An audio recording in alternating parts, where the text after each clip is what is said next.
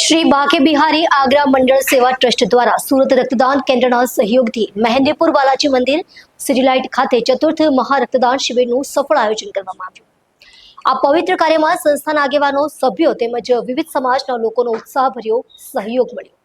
આ રક્તદાન શિબિરનો મુખ્ય હેતુ આજની યુવા પેઢીમાં સ્વૈચ્છિક રક્તદાન અંગે જાગૃતિ ફેલાવવાનો અને રક્તદાન એ જ મહાદાન ઉક્તિ દ્વારા માનવ સેવા માટે પ્રેરણા આપવાનો રહ્યો। શિબિર દરમિયાન અનેક પાત્ર દાતાઓએ પોતાના અમૂલ્ય રક્તનું દાન કરી જરૂરિયાતમંદોને સહાયરૂપ બનવાનો સંકલ્પ વ્યક્ત કર્યો।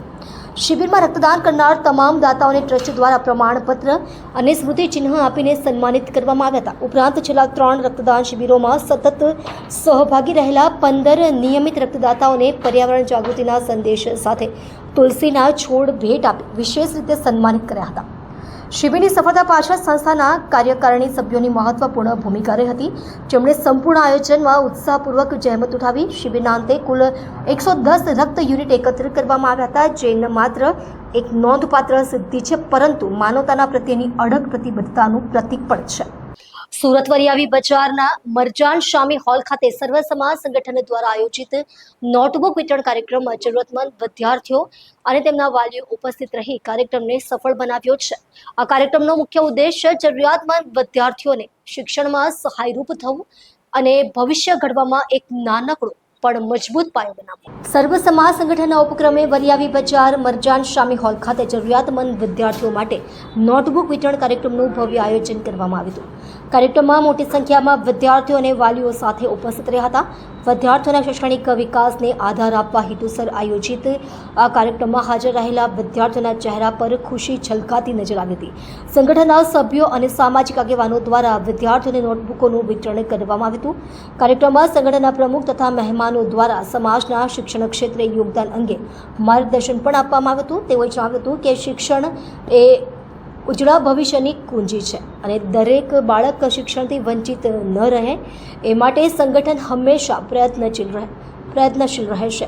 આ પ્રસંગે સ્થાનિક અગ્રણીઓ, શિક્ષકો અને વાલીઓએ સંગઠનના કાર્યની પ્રશંસા કરતા જણાવ્યું હતું કે આવા કાર્યક્રમો સમાજમાં શૈક્ષણિક જાગૃતિ ફેલાવવાનું કામ કરે છે। મારું નામ અબ્દુલ સમદ મુનશી છે। આ સર્વ સમાજ સંગઠન અમારી એક સંસ્થા ચાલે છે ને વરિયાવી બજાર મરજાન શામી હોલની અંદર અમે લોકો નોટબુક વિતરણનો કાર્યક્રમ કરવા જઈ રહ્યા છે, જેમાં ઘણી મોટી સંખ્યામાં લોકોને અમે ફોર્મની પ્રક્રિયા રાખેલી હતી, જે ફોર્મ ભરવામાં આવ્યા હતા અને ફોર્મના હિસાબે દરેક બાળકોને નોટબુક વિતરણ કરવામાં આવશે। કેટલી નોટબુક વિતરણ કરાશે? અમારે તો લગભગ ગણતરીના હિસાબે જો અમે ફોર્મ ગણવા જઈશું તો લગભગ 2000 થી 2500 બાળકોનું વિતરણ કરવામાં આવશે ને ફોર્મ ભરવાની પ્રક્રિયા થઈ છે, એમાં લગભગ 550-600 જેવા ફોર્મ ભરાવે પર હેડ જોવા જઈએ 3 વ્યક્તિત્વ પર 1500-2000 એમ થઈ જ જાય છે। છેલ્લા કેટલા વખતથી આ જે નોટબુક વિતરણનું છેલ્લા કેટલા વખતથી કરો છો? અમારા સંસ્થાના નામથી અમે લોકો આ અમારું 4થું વર્ષ છે। 4થા વર્ષથી અમે સતત કરતા આવ્યા છે અને આ સિવાયમાં બીજા ઘણા બધા અમારે ત્યાં કામ કરવામાં આવે છે સંસ્થા તરફથી। ઘણા બચ્ચાઓની ફી માફી કરવામાં આવે છે, ફી અમારે ત્યાંથી આપવામાં આવે છે। ઘણી બધી એવી જેવી કે આપણે કાર્ડની સિસ્ટમ છે, બધા આયુષ્માન કાર્ડ, ઈશ્રમ કાર્ડ, આભા કાર્ડ, આ બધા કાર્ડ છે એ બધા અમારે ત્યાં ફ્રીમાં બનાવવામાં આવે છે। એવી ઘણી બધી અમારી સંસ્થા તરફથી સુવિધા આપવામાં આવે છે। સુરત શહેરમાં મેઘરાજા તાંડવ મચાવી રહ્યા છે। વહેલી સવારથી ભારે વરસાદને પગલે શહેરના અનેક નીચાણવાળા વિસ્તારો પાણીમાં ગરકાવ થઈ ગયા છે। વેડ દરવાજા, જિલ્લાની બ્રિજ, હોડી બંગલા વિસ્તાર અને વરિયાવી બજાર સહિતના વિસ્તારોમાં 3 થી 4 ફૂટ સુધીના પાણી ભરાઈ ગયા છે। આ વિસ્તારોમાં વાહન વ્યવહાર ઠપ થઈ ગયો છે। સુરત શહેરમાં ગઈકાલથી શરૂ થયેલા વરસાદે આજે પરાકાષ્ઠા પ્રાપ્ત કરી છે। જાણે આપ ફાટી પડ્યું હોય તેમ સતત વરસતા મેઘરાજાએ સમગ્ર શહેરને ધમરોળી નાખ્યું છે। ભારે વરસાદના કારણે શહેરના અનેક વિસ્તારોમાં પાણી ભરાઈ જતા સામાન્ય જનજીવન અસ્તવ્યસ્ત બન્યું છે। શહેરના વેડ દરવાજા, જિલ્લાની બ્રિજ પાસે હોડી બંગલો વિસ્તાર, રિવર વ્યૂ અને વરિયાવી બજાર સહિતના નીચાણવાળા વિસ્તારોમાં 3 થી 4 ફૂટ જેટલું પાણી ભરાઈ ગયું છે। પરિણામે સ્થાનિકો ઘરની બહાર પગ મૂકતા પણ ડરે છે। વાહન વ્યવહાર સંપૂર્ણપણે ખોરવાઈ ગયો છે અને કેટલાક રસ્તાઓ પર તો વાહનો પાણીમાં અડફેટે ખાઈ જતા જોવા મળ્યા છે। શહેરના કોઝવેને સુરક્ષાના પગલે તાત્કાલિક બંધ કરવામાં આવ્યો છે। પાણી ભરાવાના કારણે અનેક સ્કૂલોમાં આજે રજા જાહેર કરવામાં આવી છે અને બાળકોને ઘરમાં રહેવાની સૂચના આપવામાં આવી છે। હવામાન વિભાગે આગામી 24 કલાક માટે પણ ભારે વરસાદની આગાહી કરી છે। સુરત શહેરમાં ભારે વરસાદથી નીચાણવાળા વિસ્તારોમાં પાણી ભરાયા। ભારે વરસાદને પગલે સુરતમાં મ્યુનિસિપલ કમિશનર શાલિની અગ્રવાલ દ્વારા ICCCC પરથી પરિસ્થિતિનું મોનિટરિંગ કર્યું હતું। સુરત શહેરમાં છેલ્લા કેટલાક કલાકોથી ભારે વરસાદના કારણે કેટલાક નીચાણવાળા વિસ્તારોમાં પાણી ભરાવાની પરિસ્થિતિ સર્જાઈ છે. હાલના સંજોગોને ધ્યાનમાં રાખી મહાનગરપાલિકા દ્વારા તત્કાળ કામગીરી શરૂ કરવામાં આવી છે. માનનીય municipal commissioner Shri command and control centre ખાતે હાજર રહી પરિસ્થિતિનું મોનિટરિંગ કરી રહ્યા છે. કમિશનરશ્રીએ સમગ્ર તંત્રને સતર્ક રહેવા સૂચવ્યું છે તથા નિકાસ નાળાઓ, પમ્પિંગ સ્ટેશનો અને ટ્રાફિક વ્યવસ્થા અંગે તાત્કાલિક અને અસરકારક પગલાં લેવાના આદેશ આપ્યા છે. સહયોગી વિભાગોના અધિકારીઓને સતત સંપર્કમાં રાખવામાં આવી રહ્યા છે. નીચાણવાળા વિસ્તારોમાં મ્યુનિસિપલ કર્મચારીઓ સતત મોનિટરિંગ રાખવા કહેવાયું છે. વહીવટી તંત્ર દ્વારા લોકોને પણ અનાવશ્યક બહાર ન નીકળવા અનુરોધ કરવામાં આવ્યો છે. શહેરના કમાન્ડ એન્ડ કંટ્રોલ સેન્ટરથી સીસીટીવી કેમેરા, રેડાર સિસ્ટમ અને મોસમ વિભાગના ડેટા દ્વારા સતત પરિસ્થિતિ પર નજર રાખવામાં આવી રહી છે. મહાનગરપાલિકા દ્વારા જણાવવામાં આવ્યું છે કે જરૂર પડ્યે રાહત અને બચાવ કામગીરી માટે તાત્કાલિક પગલાં લેવાશે.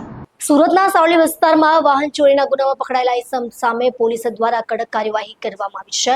સુરત શહેરના પોલીસ કમિશનરશ્રીના માર્ગદર્શન હેઠળ તૈયાર કરાયેલ પાસા દરખાસ્તને મંજૂરી અપાઈ હોવાના પગલે આરોપીને મધ્યસ્થ જેલ અમદાવાદ ખાતે મોકલી આપવામાં આવ્યો છે. VO5 સુરતના સાવલી વિસ્તારમાં વાહન ચોરીના ગુનામાં ઝડપાયેલા આરોપી સામે પોલીસ દ્વારા કડક પગલાં લેવામાં આવ્યા છે. સુરત પોલીસ કમિશનરશ્રીના માર્ગદર્શન હેઠળ તૈયાર કરાયેલી પાસા દરખાસ્તને મંજૂરી મળતા આરોપીને મધ્યસ્થ જેલ ભેગો કરવામાં આવ્યો છે. પોલીસ દ્વારા કાર્યવાહીના પગલે આ વિસ્તારમાં કાયદો અને વ્યવસ્થાનો ભારો જળવાઈ રહે તેવી આશા છે. સાવલી પોલીસની આ કામગીરી સુરક્ષા વ્યવસ્થા જાળવી રાખવા અને મિલકત ગુનાઓમાં સંડોવાયેલા ગુનાખોરોને કાયદાની પકડમાં લેવાની દ્રષ્ટિએ અત્યંત પ્રશંસનીય ગણાવી શકાય છે. અમદાવાદ શહેરમાં અને દેશના વિવિધ રાજ્યોમાં બોમ્બ ધમકીઓથી ભયનો માહોલ સર્જનાર ઈમેલ કેસમાં સાયબર ક્રાઇમ બ્રાન્ચે એક મોટો ખુલાસો કર્યો છે. ચેન્નઈની રહેવાસી અને અગાઉ ડેલોઇટ USIમાં સિનિયર કન્સલ્ટન્ટ રહી ચૂકેલી મહિલા રેની જોશિલ્ડાની ધરપકડ કરવામાં આવી છે. અમદાવાદ શહેરમાં દેશના વિવિધ રાજ્યોમાં બોમ્બ ધમકીઓથી ભયનો માહોલ સર્જનારા ઈમેલ કેસમાં સાયબર ક્રાઇમ પોલીસ તપાસમાં ખુલાસો થયો છે કે રેનીએ પોતાના પૂર્વ પ્રેમી દિવિજ પ્રભાકર સામે બદલો લેવા માટે આ સંપૂર્ણ ષડયંત્ર રચ્યું હતું. આરોપી રેનીએ ફેક ઈમેલ આઈડી, અલગ અલગ નામથી બનાવેલા ફેક એકાઉન્ટ્સ અને ડાર્ક વેબનો ઉપયોગ કરી અમદાવાદ સહિત 11 રાજ્યોમાં ધમકીભર્યા ઈમેલ મોકલ્યા હતા. આ ઈમેલ્સમાં વડાપ્રધાન Narendra Modi stadium, BJ medical college સહિત શહેરના અનેક મહત્વના સ્થળોએ બોમ્બ મૂકવાના ઇશારા કર્યા હતા, જેના કારણે પોલીસ અને સુરક્ષા એજન્સીઓ ચોક્કસ થઈ ગઈ હતી. સાયબર ક્રાઇમ બ્રાન્ચે આ મામલામાં ગુનો નોંધી વધુ તપાસ શરૂ કરી છે.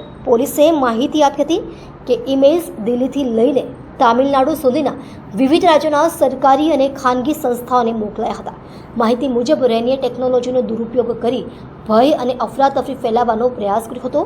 એ પણ સામે આવ્યું છે કે આરોપીએ ઈમેલ ટ્રેસ ન થાય તે માટે વર્ચ્યુઅલ પ્રાઇવેટ નેટવર્ક અને ટોરનેટ બ્રાઉઝરનો પણ સહારો લીધો હતો. હાલમાં આરોપી રેની પોલીસે રિમાન્ડ પર લીધી છે અને આગળની તપાસમાં હજુ વધુ ચોંકાવનારા ખુલાસાઓ થવાની પણ શક્યતા છે.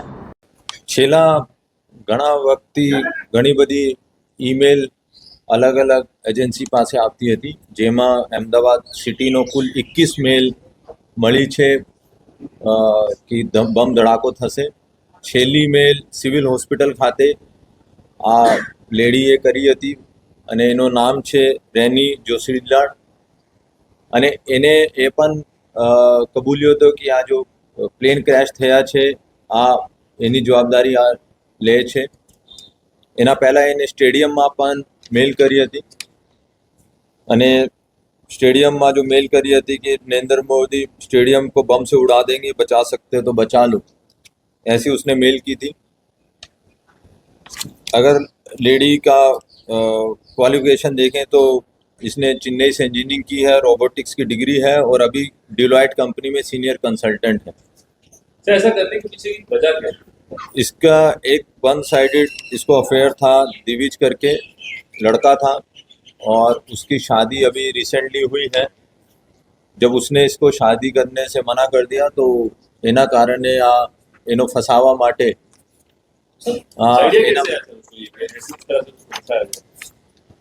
आइडिया तो इंजीनियर है पड़े एनो खबर है 2019-21-22 में पण आ घणा बधा दोस्तोनो वर्चुअल नंबर मेलवीने fake WhatsApp account, fake Instagram और फेसबुक अकाउंट પણ બનાવતી હતી અને એના મારફતે अपने दोस्तों પણ મજાક અને બીજા તરીકે તંગ પણ કરતી હતી. सर गुजरात के अलावा और किन राज्यों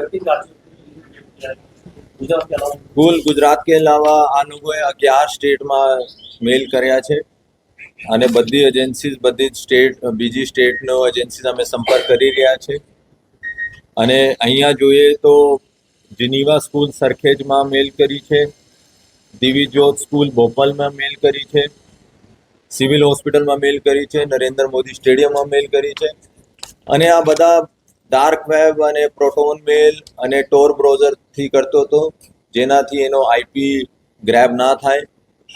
પર હું જણાવવા માંગુ છું ડીસીપી સાયબર લવીનાજી, એસીપી હાર્દિક માકડિયા અને ડીસીપી ક્રાઇમ અજીત રાજ્યન આ ત્રણો જણા બહુ મહેનત કરી છે क्योंकि ઘણી બધી 11 સ્ટેટ પણની પોલીસ પણ એના ઉપર કામ કરતી હતી પર ગુજરાત પોલીસનો આ એક મોટી સફળતા કહી શકાય છે અને ઘણા બધા એના પાસેથી પ્રૂફ પણ અમે મેળવ્યા છે. વિસાવદરની પેટા ચૂંટણીમાં આપની ચાડો ફરી વળી. વિસાવદર પેટા ચૂંટણી પરિણામ જાહેર થતા આમ આદમી પાર્ટીના ઉમેદવાર ગોપાલ ઇટાલિયા જનતાનો ભરોસો જીતવામાં સફળ રહ્યા છે, જ્યારે ભાજપ ફરી એકવાર આ બેઠક પર વિકાસનો સૂત્ર જનતા સુધી પહોંચાડવામાં નિષ્ફળ થયો છે. વિસાવદર વિધાનસભા બેઠક માટે યોજાયેલી પેટા ચૂંટણીમાં આમ આદમી પાર્ટીના ઉમેદવાર ગોપાલ ઇટાલિયાએ ભવ્ય વિજય મેળવ્યો છે. તેમણે ભારતીય જનતા પાર્ટીના ઉમેદવાર કિરીટ પટેલને મહત્વપૂર્ણ અંતરથી હરાવ્યા છે.